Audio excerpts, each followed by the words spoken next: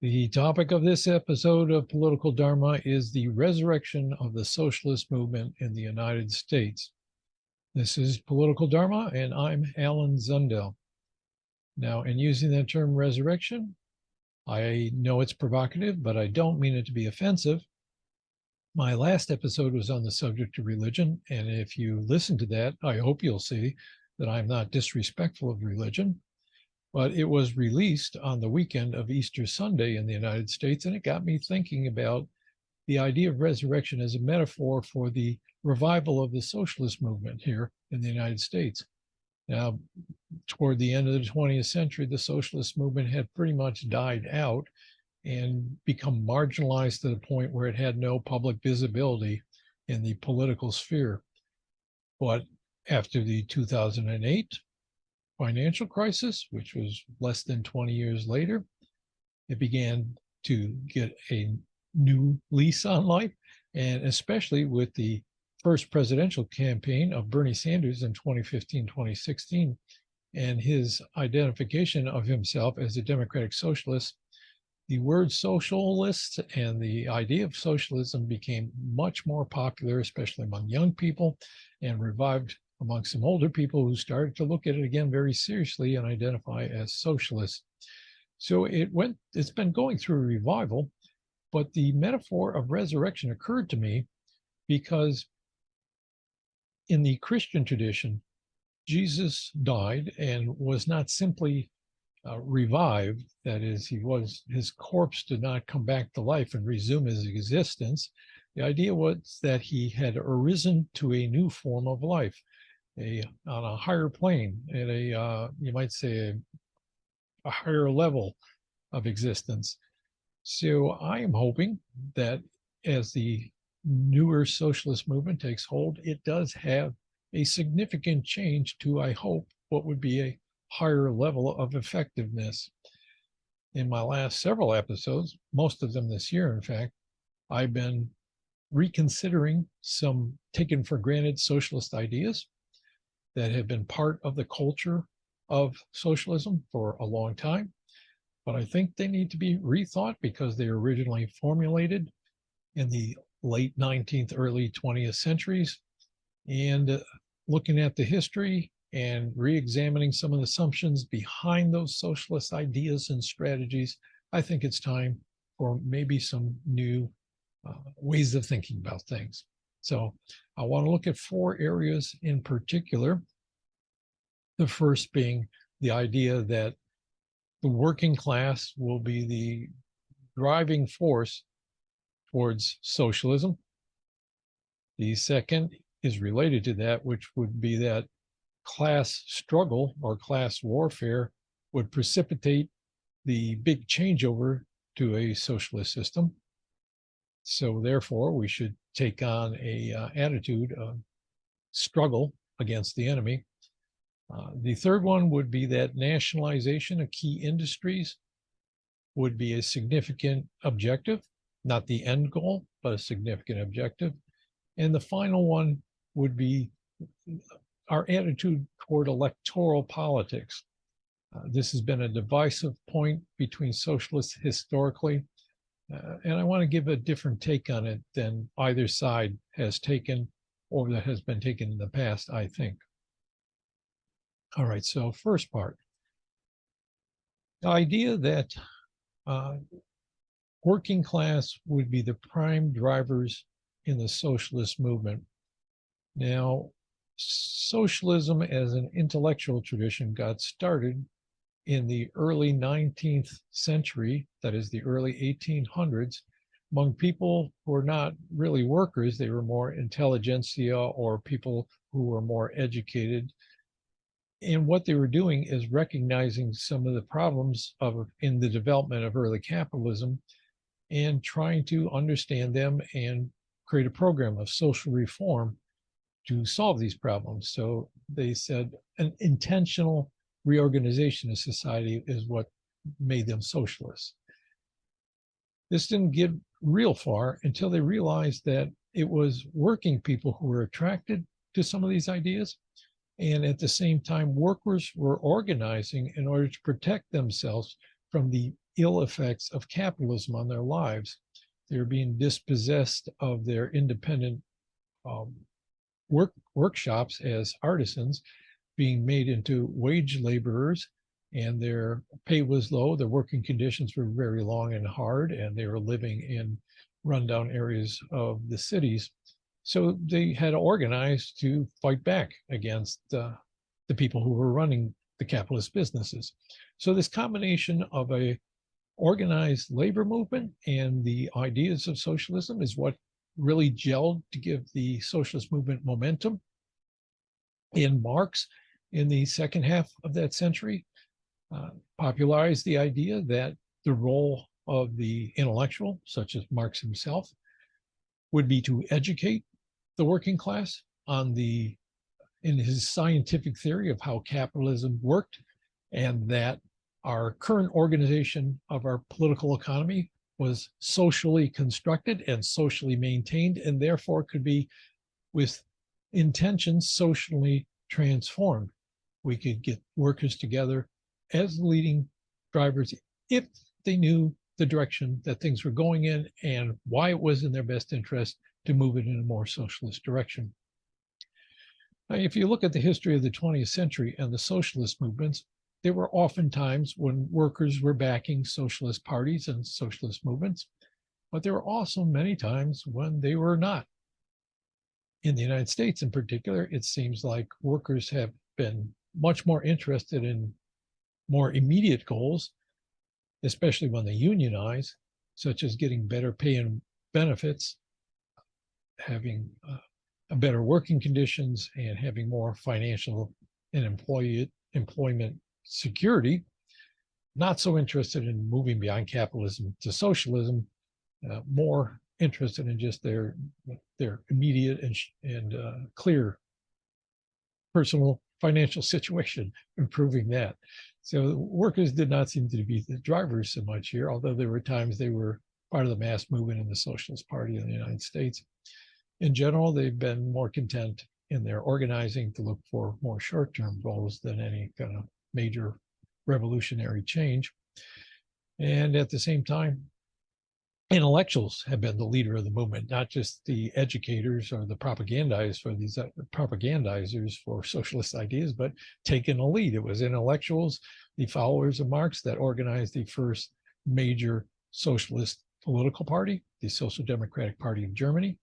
And it was intellectuals who, during the Russian Revolution of 1917, which had a strong labor presence in the revolution. A lot of workers were involved in that, very involved in that. But then they set up a provisional government, which included a lot of different types of political tendencies, and started to fall apart under the pressures of the effects of the revolution, such as that they were still at war with Germany, and there was a civil war.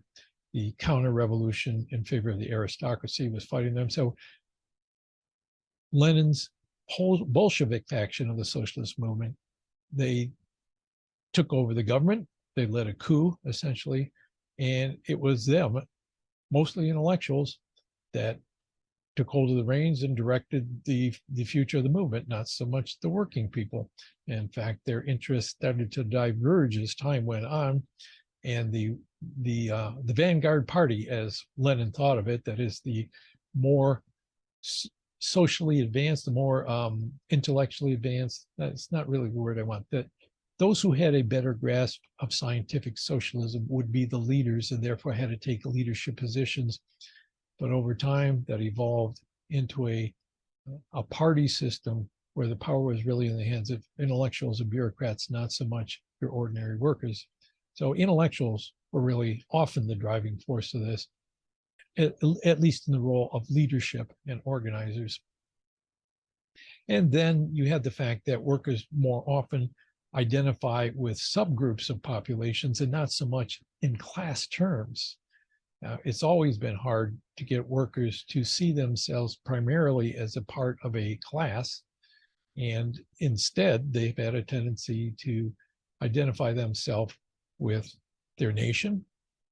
In World War I, the socialist movement split apart. It was supposed to be a class-based international movement, but in each nation, the workers and some intellectuals within the socialist movement, many of them, took sides with their nation in the war instead of joining with the workers of the whole movement to oppose the war. So you had a split up over national lines. Also, people often identify more strongly with their religious tradition than in their position in the economy, whether they're workers or professionals or capitalists or whatever. They tend to identify if they have a strong religious commitment, or ethnic groups, or any one of a number of variety of ways to identify yourself publicly and feel as a part of a larger group. Class-based, that hasn't been a big one here in particular. So it's hard to get people out of that mode and organize around that. Is there anything else? Oh yeah, a lot of workers, it's hard to define exactly who belongs to the working class, because we have a lot of folks who are in what is called the professional managerial class, who may be employees, but they also are in a minor sense, capitalists, because they have investments. They're not the big investors, but they have pension funds, and they have sometimes their own investment portfolios because they're higher paid, right? So you also have unions. Unions are more invested. They have pension funds as well. They're invested in the capitalist system as owners of the means of production, at least indirectly.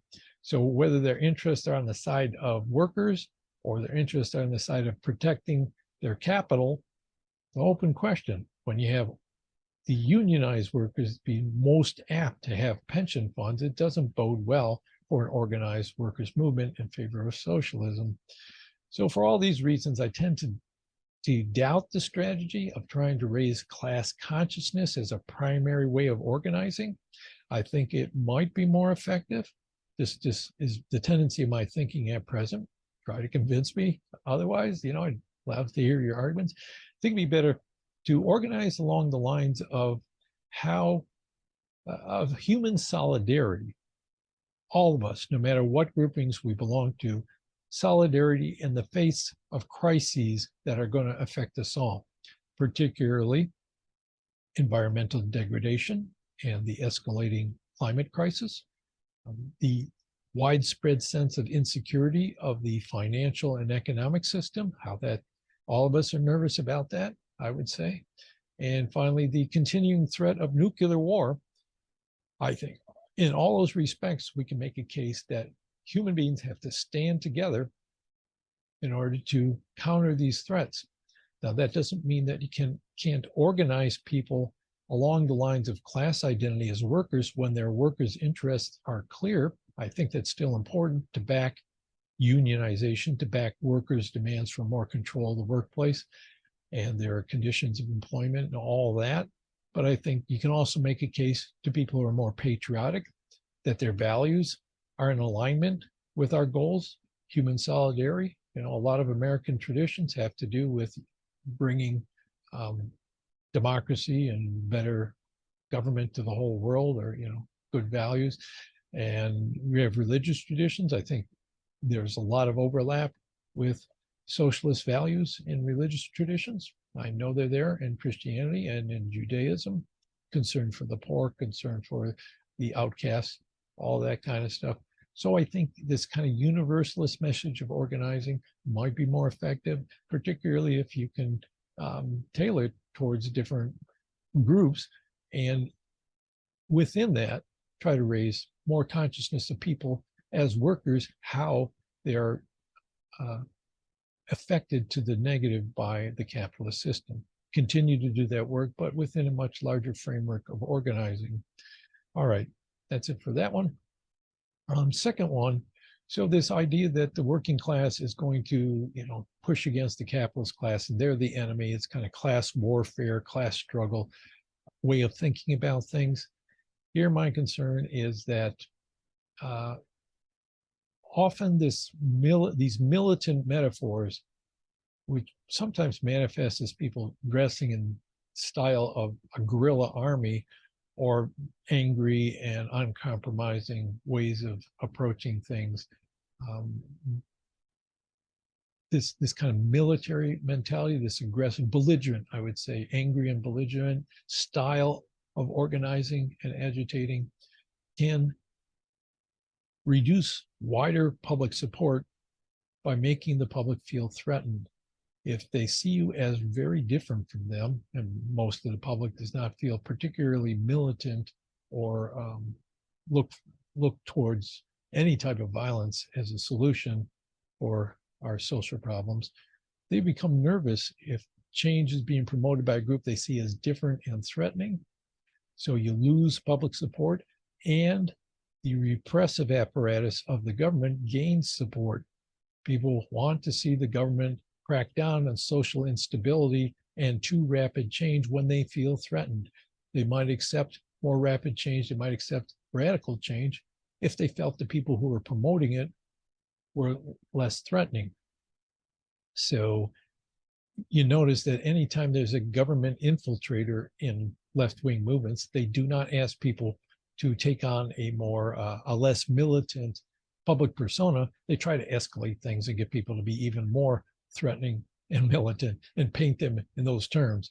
And that's so that they can engage in repression. It's the easiest way to deal with people is to make them a marginalized group that looks threatening. Here, again, I'm going to return to the examples of Mohandas Gandhi and Martin Luther King Jr., whose aims were not moderate. They were, in many respects, radical, and in Gandhi's case, revolutionary.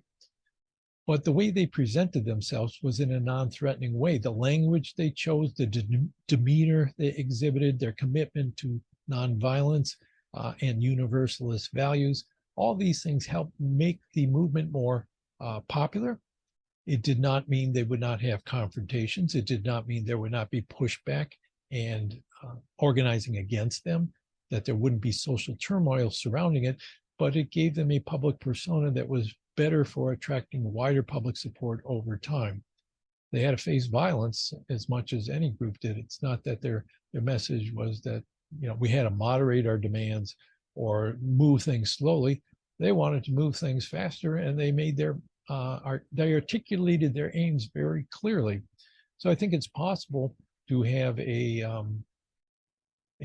persistent and firm move. How do I want to put this? That you can be militant in one sense, that is strongly devoted to a cause that you think is very important and pressing to get done, without presenting it in such a way that you seem like a threat, rather than people that can be trusted, that their message is a good one, that what they're trying to achieve is necessary and important and will lead us all to a better place, a place where there's more harmony and peace, rather than greater turmoil and violence and destruction, something like that.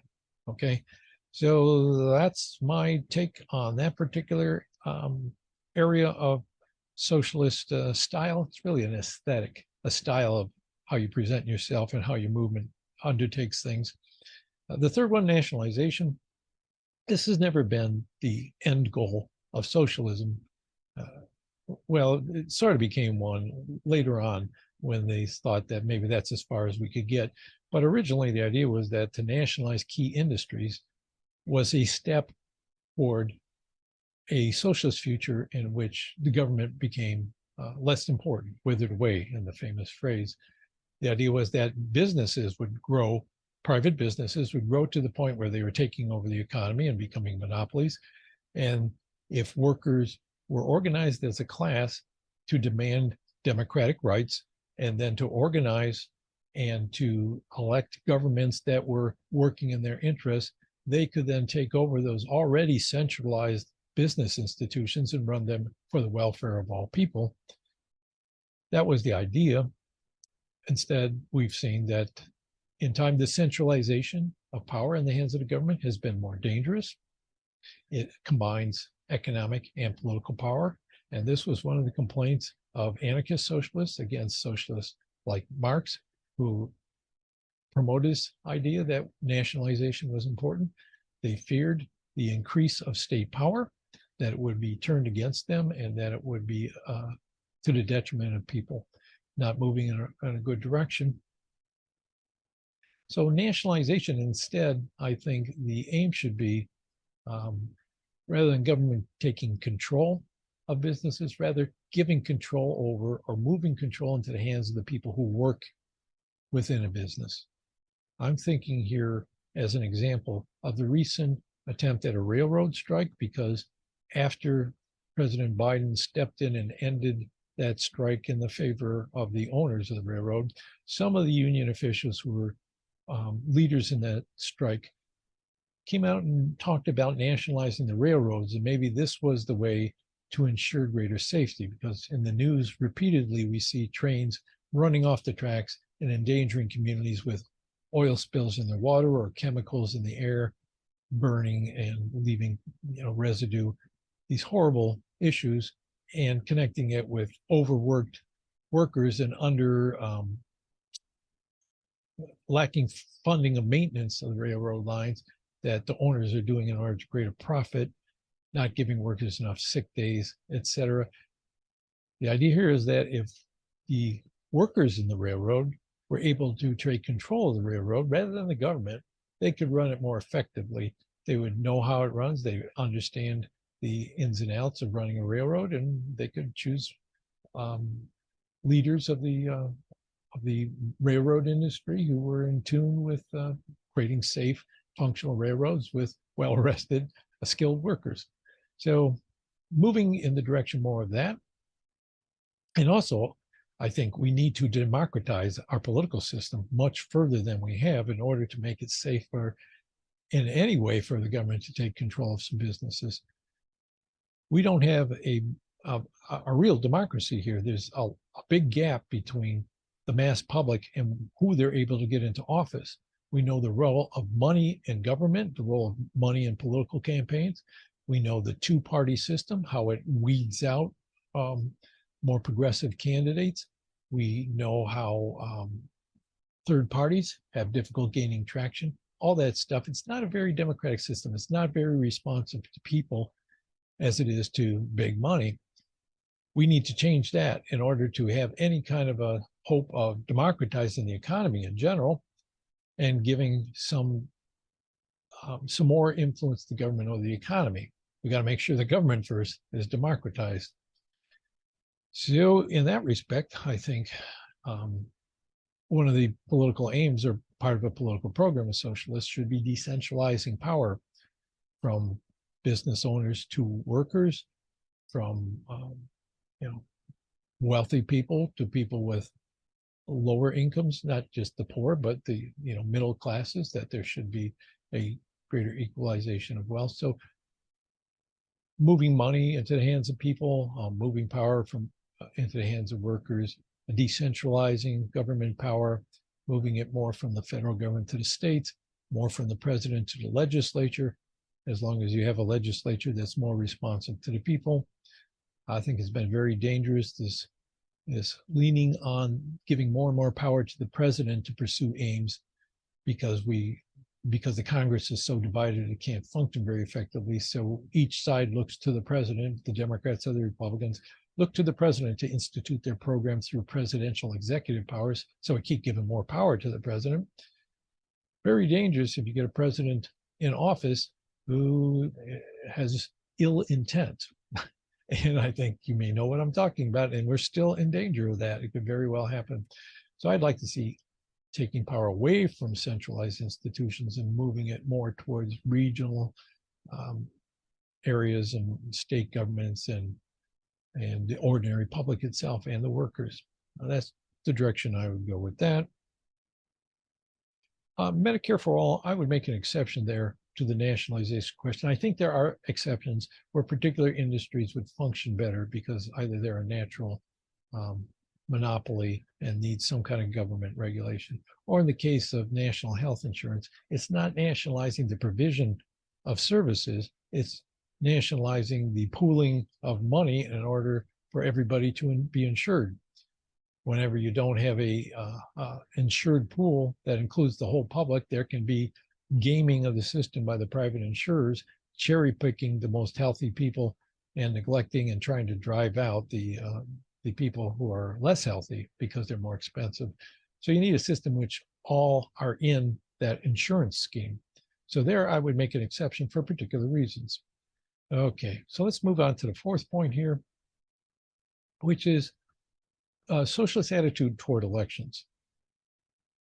It's been there's two sides to this. The one side would say socialists need to participate in elections in order to build power politically and to use that to institute socialism, because outside of government power, you don't have a way to advance socialism that isn't going to be repressed or stymied by the political system.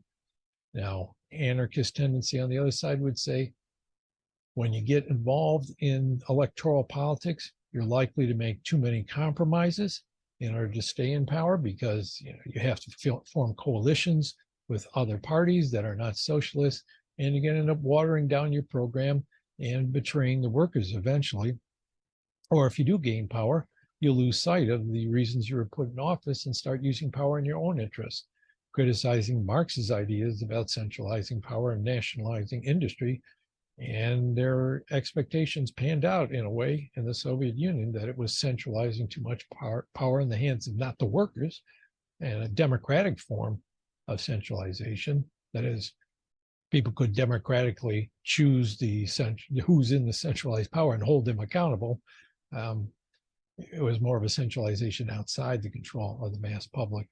So here, I'd say an in-between path, where you're involved in the electoral system, but you're trying not to get compromised you also organize outside the system, of course. I think you need an independent socialist institutions, or really favorably, one big mass socialist party that is not necessarily operating as a political party in every area of the country because of the electoral rules that make it a two-party system.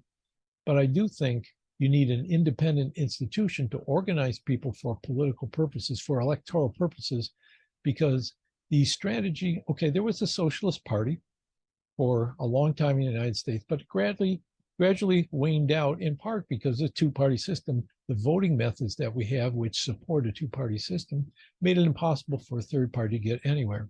So they lost support of workers and others who migrated to the Democratic Party because they didn't want Republicans in office. First of all, it's the lesser of evil strategy, and also because they saw more opportunity to influence people who actually had political power. Democrats are going to get elected. So third party route didn't work very well in two-party system, and they started getting involved in the Democratic Party. Well, we know now from decades of experience, and also more recently with the experiences of progressives in the Democratic Party, how tough that route is as well. That when you align yourself with the Democratic Party, it's kind of like in a parliamentary system where socialists formed coalitions with non-socialist governments and got their message watered down and became more reformist. If you align with the Democratic Party, it's going to be hard to maintain an independent identity. People are going to see, oh, you're a Democrat, I'll vote for you or against you on the basis of whether you're a Democrat, and expect that you're going to follow the lead of the leadership of the party. So if you got a President Biden in office, they're going to say, well, the Democratic program is that of Joe Biden, and these other folks are going to go along with it. They're just following the lead of the leaders of the party. Unless you have an independent identity, you're always going to be closely associated with the Democratic Party, which has actively tried to counter socialists within the party. It just wants to drive them out, which is not too good for trying to build a socialist movement either, if you're constantly being subjected to unfair advantages where the political establishment, with all their big money from funders, is able to undercut you in the primaries. Of course, primary elections are mostly, the people who vote in them are mostly people who are Democratic loyalists, not the people who are disgusted with the Democrats and moved out of it. So you got all these balls to juggle when you try to caucus with the Democrats or run as a Democrat. I would say it's time to rethink that strategy, maybe beyond time, that we should have an independent, clearly socialist party, that it makes its own program very clear by running candidates under their, at least their name, if not a party ballot line. They could run as independents, but as backed by this socialist institution. There's different states have different electoral rules. And we see changes in voting methods towards ranked choice voting or towards open primaries or hopefully towards star voting, each of which gives an opening for new parties to gain a foothold or third parties to gain a foothold. But also in states where there's not that opportunity, you can work for those voting methods, and you can also work to create an independent institution that's backing candidates in the name of that institution and not on the basis of the major party labels so much. So they could run as independents, for example, or they can run with a third party like the Green Party or something, but make it clear they're also affiliated with this socialist movement. Another thought along those lines is, which I'm struggling to remember at the moment, is that it's the problem of entrepreneurial politicians. That is, when you run as a candidate, you're often building an organization simply to support your campaign. And then when the campaign's over, that energy all dissipates. By having an institution independent of the Democrats that's trying to build up institutional knowledge about electioneering, candidates could run as part of that party so that that momentum of people being attracted to any particular socialist campaign can then get involved in that socialist party and build that up and continue its existence there to, forward momentum instead of dissipating every time an election is over and a candidate either wins or loses. You got to have some kind of permanent institutional presence in the electoral arena. So there, I would say, clear independent identity in elections, working for a change of voting methods, and having a program that is not so much involved in the concerns that anarchists expressed around nationalization and centralization of power, but has a clear program of aiming at not dissipating power, but decentralizing power and making sure us ordinary citizens, as workers, as citizens, as human beings, have some degree of power in our lives and over our lives. All right, so that's where I'm at with this stuff. Number one, more of a universalist message than focusing specifically on class-based appeals. Number two, an aesthetic or a style of organizing that's less militant, more along the lines of Gandhi and King. Number three would be not nationalization as a goal, because it also worries people about the idea that eventually you're going to abolish private property. And that's a subject for a whole nother episode. But instead of centralizing, the idea of worker self-management instead of government control of businesses. And number four, electioneering as an independent political party, not always necessarily as a formally recognized party with a ballot line, but as a clearly identifiable electoral an institution devoted to helping elect socialists to office, that has a clear socialist message and identification, and is less interested in caucusing and gaining power for its program, and more interested in just making sure that program is clear and not watered down and not compromised away and not just diluted into the larger stream of majoritarian politics, so you can attract more people and get your message to more people and hopefully build toward a mass movement that actually has the opportunity to put their program in place. So those are my areas, those four areas are where my thinking wants to challenge conventional notions of what socialism should be about. Glad to hear a pushback or counter arguments. Thank you for hearing me out and listening to me. Again, this is Political Dharma. You can find the YouTube videos. If you're listening to a podcast, you can find the videos on politicaldharma.com. If you're watching the video, you can find the podcast versions through politicaldharma.com. Like, subscribe, share, do all those things. If you think what I'm trying to do here has some worth, please help me spread the message. Thanks for listening again, and we're closing with Wee Little Tot by Patty Rose and Joey Helpish. ease, I see the chains are breaking. We gained our focus, the moves we're making will prove to determine our self-worth as a passenger on the vehicle Earth.